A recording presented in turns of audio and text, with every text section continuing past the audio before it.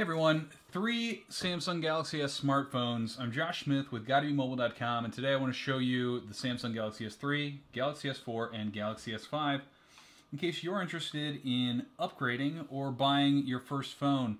A lot of times we see carriers still have all of these phones available for sale, so you might see this for free, $99 and $199. Sometimes we see the price drop to $99, $50, or even $0.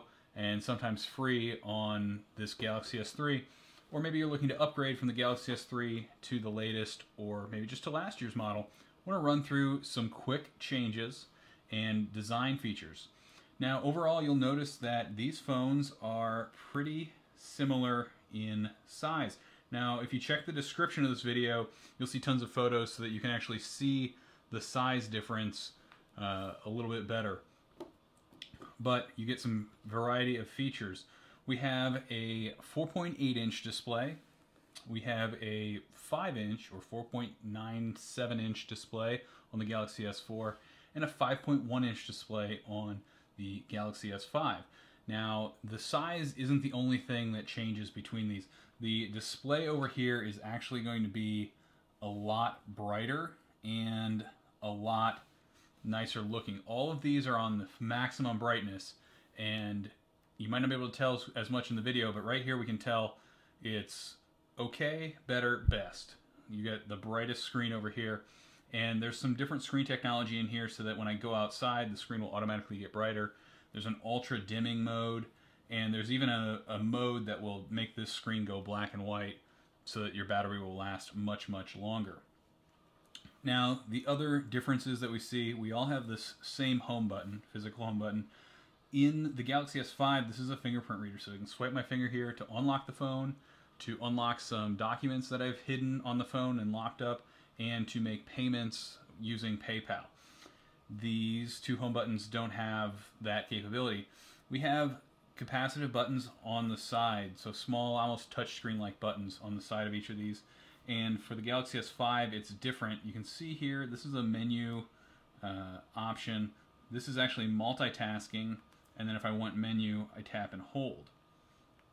This is actually also a little bit nicer to get to Google Now. If you use that service, if you hold this, it's going to go right to Google Now. And I can just say, okay Google, and it will open up. I can't do that for either of these phones. If I hold this down and then tap, I can get to Google Now. And if I hold this down, I can tap and get to Google Now.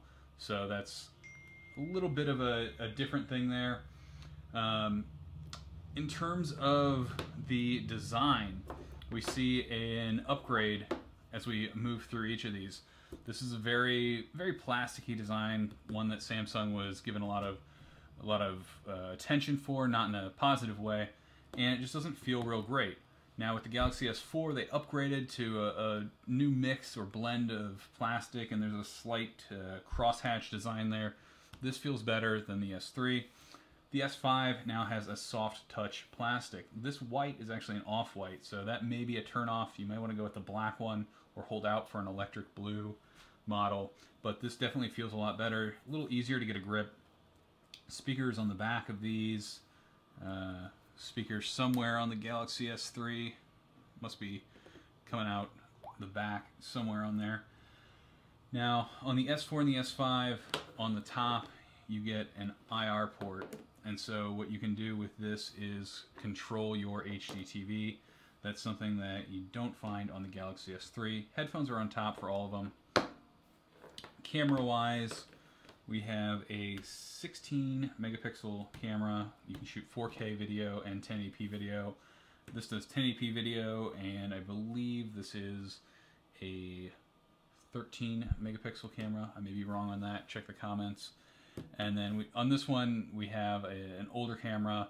And if you, again, check the description, we're going to have a shootout to show you what these look like, what the photos look like on each of these different devices. Now, on all of these, you can peel the back off.